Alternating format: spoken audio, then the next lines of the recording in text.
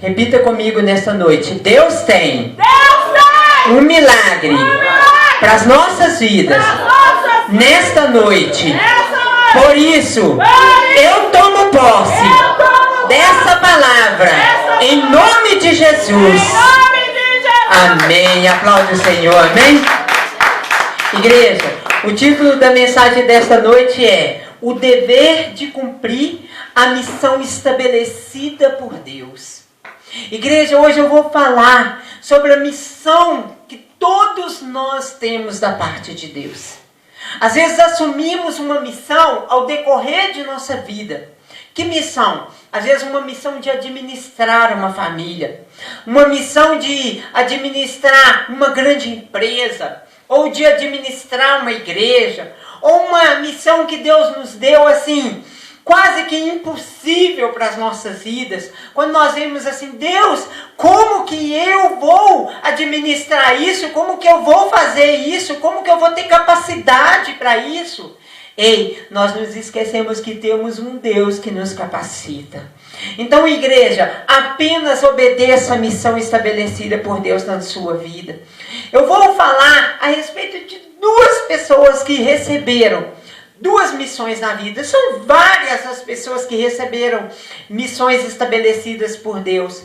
Mas eu vou citar dois exemplos, duas pessoas que vai abrir nossa visão, vai abrir leque para essa mensagem, para essa explicação, para este conteúdo dessa palavra nesta noite. A missão estabelecida por Deus é uma missão que cabe a nós cumprir. Porque Deus não pede, Deus ordena. Não precisa de esperar para você que Deus vai fazer assim para você, por favorzinho. Deus é autoridade máxima. Deus é autoridade sobre todas as autoridades. Então, igreja, Deus ele não pede, Deus ele ordena.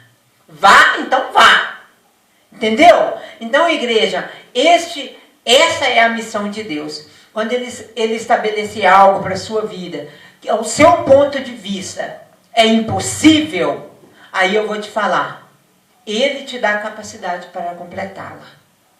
Vou te falar uma coisa. Vamos lá. Se Deus te falasse assim para você, construa uma arca para caber toda uma humanidade, todos os animais dessa terra, um casal de cada um. Você teria imaginação para construir uma arca? Da mesma forma foi Noé. Até o marceneiro, que nós temos um marceneiro aqui, que é o Marquinho, né? Mas até o marceneiro, quando Deus dá uma missão para construir uma arca, ele precisa de quê? De um mapa daquilo, não é, Marquinho? É um projeto, exatamente. Obrigado. Um projeto. Ele precisa de um projeto para quê? Para trabalhar naquela missão ali. Pois Noé precisou de um projeto. Deus deu a ele um projeto. Deus ordenou e pronto. Veio tudo daqui ou daqui. Ou seja, Deus, quando ele nos ordena, ele pode ter certeza que ele vai controlar a situação. Apenas uma coisa que ele precisa de você. Sabe o que é? Quem sabe? A disposição. A disposição. E como que nós falamos para Deus? Repita comigo.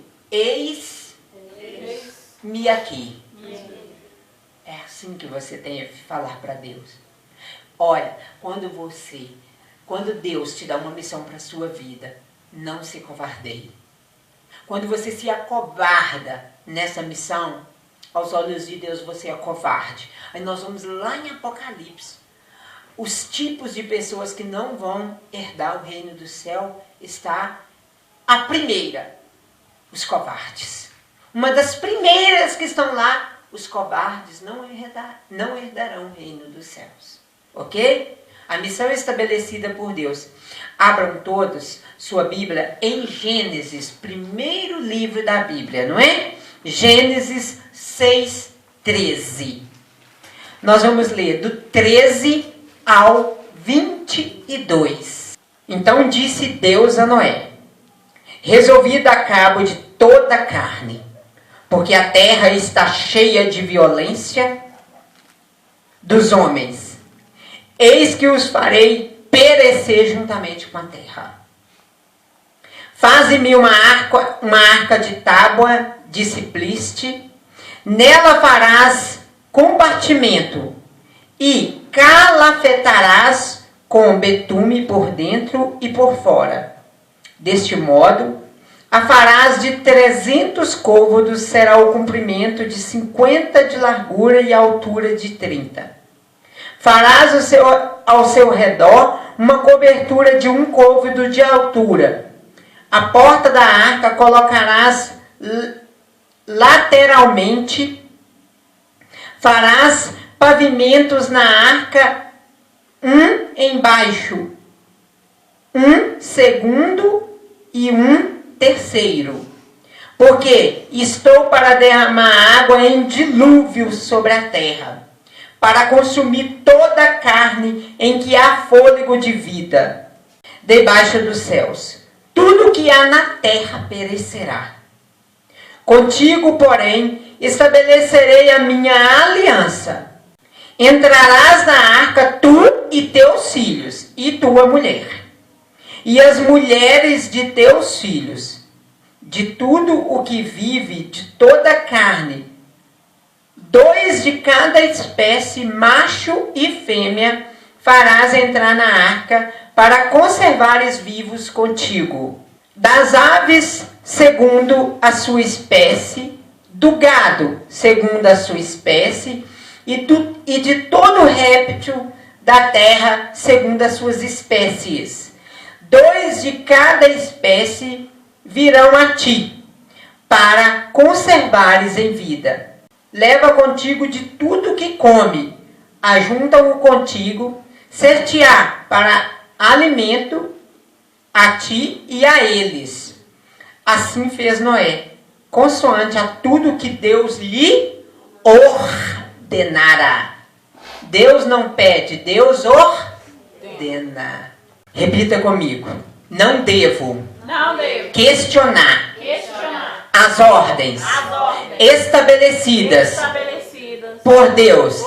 E também não devo acovardar diante da missão que foi me dada. Igreja, deixa eu falar uma coisa com vocês. Noé, ele recebeu uma das missões quase impossível na vida dele. Quase nenhum entendimento tinha Noé disso tudo. Mas nós vimos aqui que Deus simplesmente falou com ele. Você vai fazer uma assim para mim, de 300 côvados, ou seja, ele tinha que memorizar aquilo tudo e fazer segundo o que Deus ordenara.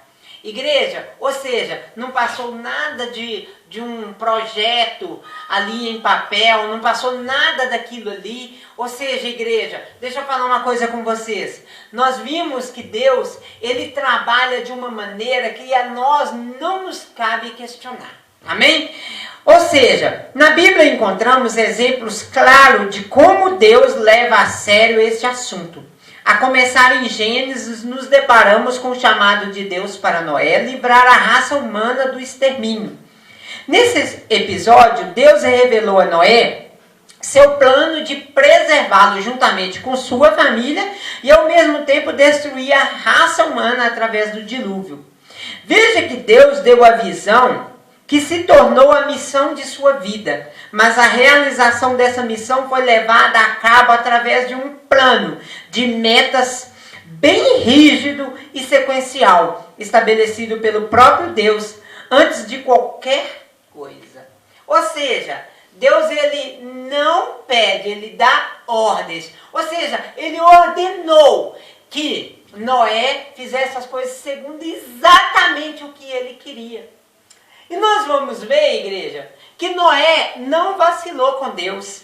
Noé, ele fez exatamente como Deus ordenara. Agora nós vamos ver o contraste disso. Por que, igreja? Nós vemos na Bíblia exemplos positivos e negativos. Por que, igreja? Porque Deus, ele aproveita da queda do homem, da falha do homem, aqui dentro dessa palavra, para quê? Para nos servir como exemplo, como instrução. Igreja, eu vou falar uma coisa com vocês. A melhor coisa que um homem, que uma mulher, que o ser humano faz é realmente cumprir as metas que Deus nos estabelece. Igreja, nós temos uma missão da parte de Deus e essa missão cabe a nós cumprir. Falei aqui dias atrás que, infelizmente, tem homens, vou falar de homens, igreja, eles fazem da seguinte forma, eles projetam algo mal projetado, ou melhor, nem projeta, engravida uma menina, ali sem compromisso, sem um casamento, sem nada, ou seja, desestrutura a vida daquela pessoa, a vida dele e a vida daquela criança que virá. Ou seja, igreja, não tem compromisso. Igreja, o que nós devemos ter na nossa vida é compromisso com aquilo que Deus nos estabelece.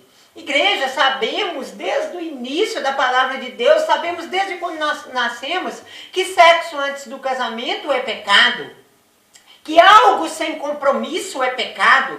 Hoje nós vemos modernismo em tudo, ficar sem compromisso para quê? Para achar que não tem uma missão a ser estabelecida, a ser concretizada. Ei, diante de Deus isso não passa batido não. Se você iniciou algo com a pessoa, diante da visão de Deus, o que você tem que ter para com aquela pessoa é um compromisso. Compromisso se chama namoro, noivado e casamento. E mais, sexo só depois do casamento. Então hoje nós estamos vivendo um mundo desestruturado. Nós estamos vivendo um mundo altamente contra os desígnios, contra a vontade de Deus. Quando Deus determinou que o dilúvio viesse à terra, que essa arca fosse construída, exatamente foi porque o homem não estava vivendo segundo a vontade de Deus. Amém? Outro texto que me impressiona muito acerca desse assunto é o de 1 Samuel 15. Vamos lá? 1 Samuel 15, do 1 ao 35, que nós vamos ler.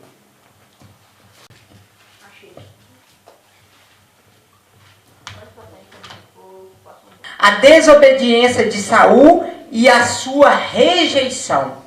Ou seja, Deus rejeita quem não cumpre a missão estabelecida por ele. Vamos repetir isso com força para nós memorizarmos? Deus rejeita quem não cumpre a missão segundo foi estabelecida por ele. Amém? Vamos lá. Disse Samuel a Saul: enviou-me o Senhor a ungir-te rei sobre o seu povo, sobre Israel. Atenta, pois, agora as palavras do Senhor. Assim diz o Senhor dos Exércitos: castigarei Abimeleque pelo que fez a Israel, ter se oposto a Israel no caminho quando ele subia do Egito. Vai, pois, agora, fere Abimeleque e destrói totalmente a tudo que tiver. Nada lhe poupes, porém matarás homem, mulher, meninos e crianças de peito, bois, ovelhas, camelos e jumentos. Saul convocou o povo e os contou em Telaim, 200.000 homens de pé e 10.000 homens de Judá.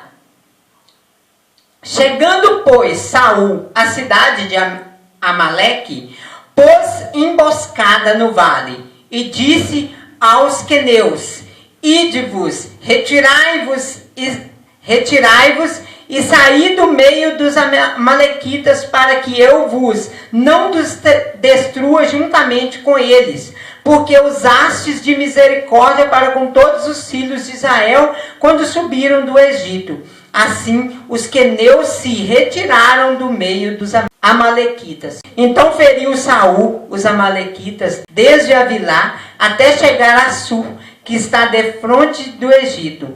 Tomou vivo a Agag, rei dos amalequitas, porém a todo o povo destruiu a fio de espada. E Saul e o povo pouparam Agag, e o melhor das ovelhas e dos bois, e os animais gordos, e os cordeiros, e o melhor que havia, e não os quiseram destruir totalmente. Porém, toda coisa vil, desprezível, destruíram. Entenderam? Ou seja, não cumpriram a ordem, ou seja, total de Deus. Cumpriu parcialmente.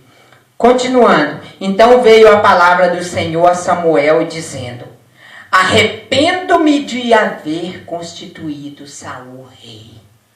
Misericórdia. Deus, ele se arrepende de ter nos confiado algo quando nós não cumprimos a meta de forma que ele ordenou. Arrependo-me de haver constituído Saul rei, porquanto deixou de me seguir e não executou as minhas palavras. Então Samuel se contristou e toda a noite clamou ao Senhor. Madrugou Samuel para encontrar a Saul pela manhã. Anunciou-se aquele. Já chegou Saul ao Carmelo, e eis que se levantou para si um monumento. Dando volta, passou e desceu a Gigal. Veio, pois, Samuel a Saul, e esse lhe disse: bendito seja tu do Senhor. Executei as palavras do Senhor. Então disse Samuel: que balido, pois, de ovelhas é este nos teus ouvidos? E o mugido de bois que ouço? Ou seja, que balido, pois, de ovelha é este nos meus ouvidos? E o mugido de bois que ouço? Ou seja, ele descobriu que havia animais vivos. Respondeu Saul: de Amaleque os trouxeram, porque o povo poupou o melhor das ovelhas e dos bois para sacrificar ao Senhor teu Deus.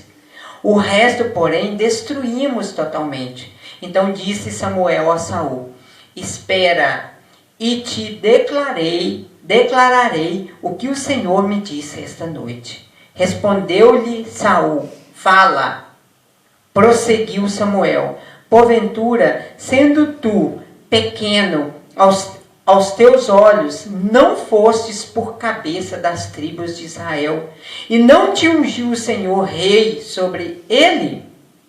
Enviou-te o Senhor a este caminho e disse: vai, destrói totalmente esses pecadores, aos amalequitas, e peleja contra eles, até exterminá-los. Porque, pois, não atentastes à voz do Senhor, mas te lançaste ao despojo e fizeste o que era mal aos olhos do Senhor? Então disse Saul a Samuel: pelo contrário, dei ouvidos à voz do Senhor e segui o caminho pelo qual o Senhor me enviou e trouxe a Agar, rei de Amaleque. E os amalequitas eu destruí totalmente. Mas o povo tomou do despojo ovelhas e bois, o melhor designado à destruição, para oferecer ao Senhor teu Deus a Gigal. Porém Samuel disse: tem porventura o Senhor tanto prazer em holocaustos e sacrifícios, quanto em que obedeça a sua palavra? Igreja, Deus não tem prazer tanto em sacrifício quanto em obedecer sua palavra, a sua missão.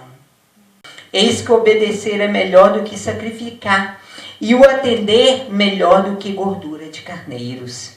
Porque a rebelião, olha, igreja, ouve isso e medita. Porque a rebelião é como o pecado da feitiçaria, e a obstinação é como a idolatria e culto a ídolos do lar.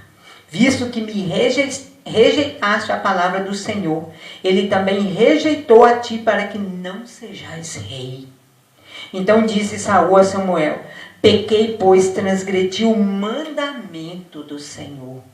A missão do Senhor estabelecida para ele, não é? e as tuas palavras, porque temi o povo e dei ouvidos à sua voz. Ei, igreja, olha aqui.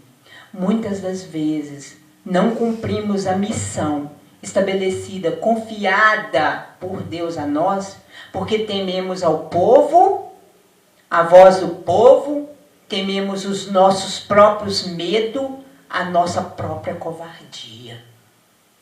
Esquecemos que temos um Deus que nos capacita a cumprir toda a meta estabelecida, designada por Ele para com nós. Ou seja, o dever de cumprir a missão estabelecida por Deus, ela é nossa. Deve ser cumprida. Agora, pois, te rogo, perdoa-me meu pecado e volta comigo para que adore o Senhor. Porém, Samuel disse a Saul: não tornarei contigo, visto que me rejeitaste a palavra do Senhor. Já ele te rejeitou a ti, para que não sejais rei sobre Israel. Virando-se Samuel para se ir, Saul o segurou pela orla do manto, e este se rasgou. Então Samuel lhe disse: o Senhor rasgou hoje de ti o reino de Israel, e o deu ao teu próximo, que é melhor do que tu. Misericórdia, igreja. Quando você não cumpre com uma missão estabelecida por Deus na sua vida, qualquer outro é melhor do que você aos olhos de Deus. É sério, igreja. E além de tudo, ele perdeu tudo que Deus confiara a ele. Também a glória de Israel não mente, nem se arrepende, porquanto não é homem para que se arrependa. Então disse Saul: pequei. Honra-me, porém, agora, diante dos anciãos do meu povo e diante de Israel, e volta comigo para que adore o Senhor teu Deus. Então Samuel seguiu a Saul, e este adorou o Senhor. Igreja,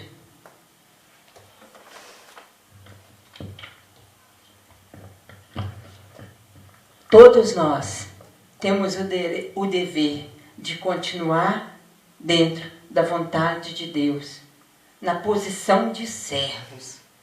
Mas quando Deus nos confia algo, uma missão, e nós não cumprimos ela da forma que foi estabelecida por Deus, igreja, perdemos nossos próprios princípios, nossos próprios valores diante de Deus. Amém? No primeiro texto, vimos que Noé cumpriu as metas estabelecidas por Deus, construiu a arca, colocou os animais dentro dela, literalmente como Deus lhe ordenara, e teve seu nome eternizado como um líder fiel e vitorioso. Já no segundo exemplo, Saul não levou muito a sério a realização de sua tarefa ministerial de acordo com um plano de metas baseado na visão de Deus, na visão que Deus dera, que era destruir completamente os amalequitas. Isso lhe custou o reinado, e o seu nome passou para a história como um dos líderes bíblicos derrotados pela infidelidade e incapacidade de dar conta da responsabilidade que recebera de Deus. Veja a importância das metas no ministério cristão. Ou seja, tanto no ministério como na vida pessoal. As metas nos desafiam. Ninguém sobrevive sem desafios novos e interessantes. Desde a infância, somos movidos por desafios. Aprender a falar, andar, escrever e etc. Na vida temos de estabelecer metas para alcançarmos nossos sonhos. Caso contrário, nossos sonhos acabarão se tornando pesadelos, uma vez que sonhos não se realizam sem trabalho e esforço. Todo esforço e trabalho sem etapas mensuráveis não produzem os efeitos desejáveis. As metas podem produzir uma atmosfera propícia para suportarmos a espera de uma conquista. A realização das metas nos consolida como líderes. Saul não foi consolidado como rei de sucesso porque vacilou na hora de cumprir as metas estabelecidas por Deus através de seu líder espiritual, que era Samuel. Cada pessoa que deseja tornar-se um líder de sucesso tem de cumprir suas metas na igreja, na vida de um modo geral. Só conseguimos êxito quando alcançamos nossos alvos. Cada área da nossa vida tem de ser consolidada como metas alcançadas e não largada pela metade. Estabeleça suas metas na sua vida espiritual, familiar, material e pessoal e lute, porque seu sucesso depende da sua capacidade de perseguir as metas. Ouça o seu líder e seja fiel a ele. Não seja como Saul, que ignorou Samuel e fez as coisas do seu próprio jeito. Igreja, uma das maiores tragédias, dos maiores fracassos na vida de um homem e de uma mulher é querer fazer as coisas do seu jeito. Deixa eu te falar uma coisa. Se você é casado, você tem que entrar num consenso com a sua esposa ou vice-versa. Tudo deve ser dialogado, chegar num consenso. Não toma atitudes precipitadas. Amém? A prática das metas treina a nossa obediência. Eis que obedecer é melhor do que sacrificar. Por causa do tempo em que vivemos no mundo sem Jesus, não estamos preparados para a obediência. Por isso, as metas nos ajudam a treinar esse aspecto da nossa conduta diante de Deus. Sem obediência, não alcançaremos êxito na vida. Você pode ter certeza disso. Sem obediência, você não vai alcançar êxito na sua vida. Nem filho para com os pais. Desobedecer os pais, você não vai ser uma pessoa bem-sucedida na sua vida. Entendeu? A obediência aos pais, aos discipuladores, aos pastores e principalmente a Deus é indispensável. Temos que aprender a fazer as coisas do jeito de Deus. Não basta fazer. Há pessoas que acham que o importante é unicamente fazer, mas a Bíblia nos mostra que o importante é fazer como Deus ordenou, como Deus colocou, como Deus estabeleceu, como Deus colocou como meta na sua vida. Ei, qual a sua missão que você está vacilando com Deus? Ou, qual a sua missão para com o teu próximo que você anda vacilando com ele? Hein? Você tem se fracassado como pai? Você tem se fracassado como marido? Você tem se fracassado como filho? Você tem se fracassado nos seus relacionamentos? Que tipo de pessoa é você? Um fracassado? Uma pessoa que não cumpre metas na sua vida? Ei, quando você perde a credibilidade das pessoas, você perdeu tudo na sua vida. Você perdeu todos os seus valores, todos os seus princípios foram perdidos. As metas curam o caráter, afiando nossas capacidades. As pessoas resistem às metas porque não são treinadas para receber ordens e não gostam disso. Sentem-se ofendidas, manipuladas e ameaçadas. Duas palavras que mais ouvimos recentemente são alvo e metas. Igreja, o cristão deve ter alvo e metas. O ser humano, ele deve ter alvo e metas.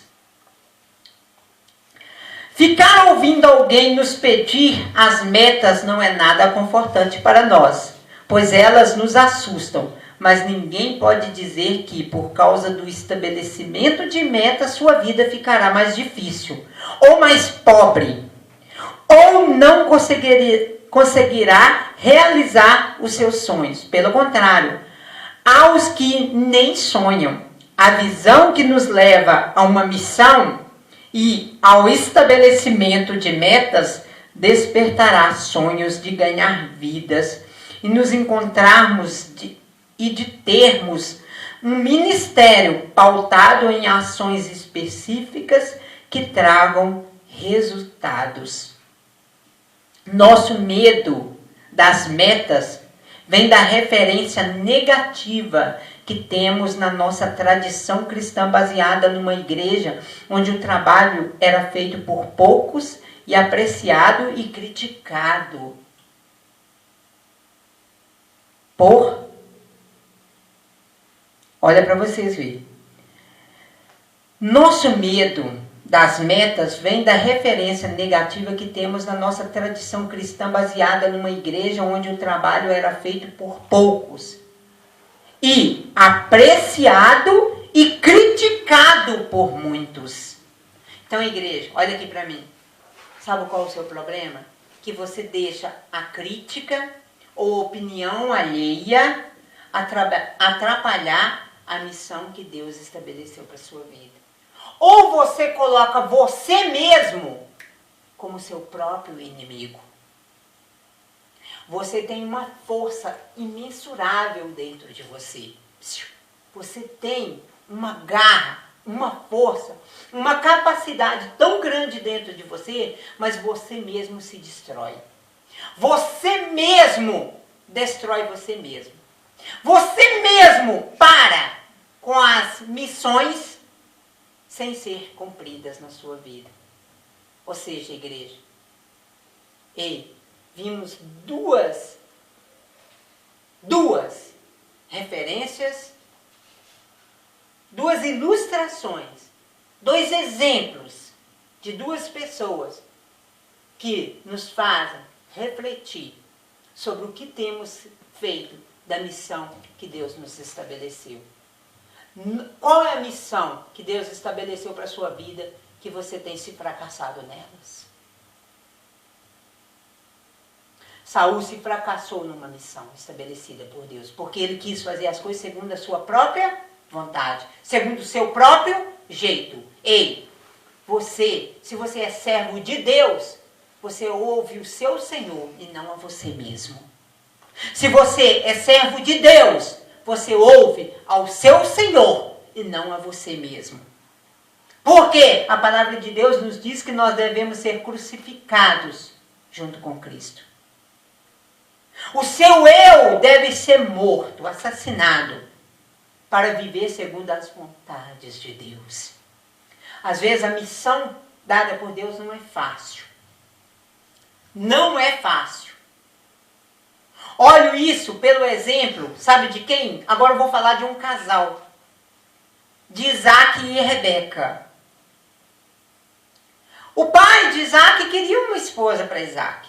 Mandou buscar uma mulher lá na terra dele. Pois a mulher chegou, ele casou com ela. E a Bíblia diz que ele a amou depois de ter se casado. Ou seja, no dia depois, ele olhou para ela e a amou. Por quê? Foi uma missão vinda da parte de Deus. Não é fácil, igreja, estabelecer uma missão dada por Deus, quando o medo de nos fracassar, ele nos faz acovardar. Você tem um Deus que te capacita a concluir todas as missões que Deus estabeleceu para a sua vida. Retome-as. Deus me manda te dizer, Lamachera Manás. Não sei se é para os que estão aqui ou para os que vão estar assistindo aqui na internet. Mas Deus me manda te dizer, retome as missões que Deus estabeleceu sobre a sua vida. Que a mão de Deus vai pesar ainda mais. pastora. Eu não vou dar esse gosto para as pessoas. Eu não vou dar esse gosto. Ei, você tem que dar gosto é para Deus. Não interessa o que as pessoas vão pensar. O importante é que você agrada o teu Deus, o teu Senhor. Cumpre as metas. Cumpre a missão que Deus estabeleceu para a sua vida. Não se acovarda. Não seja um fracassado. Amém? Amém. Esta é a mensagem de Deus para a sua vida essa noite. Aplauda o Senhor. Amém?